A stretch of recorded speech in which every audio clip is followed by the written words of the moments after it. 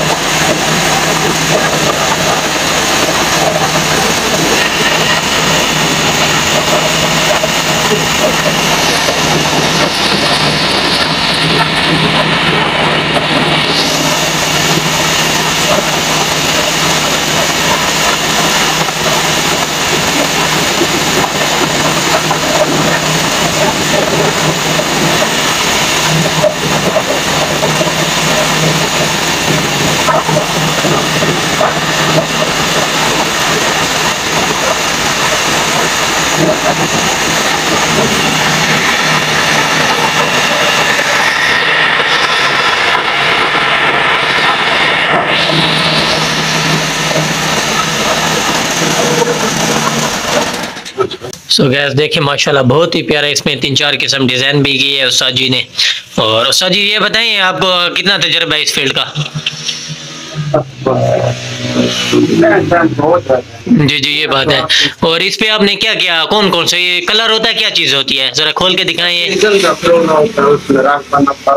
अच्छा 3-4 किस्म रंग है ना ये।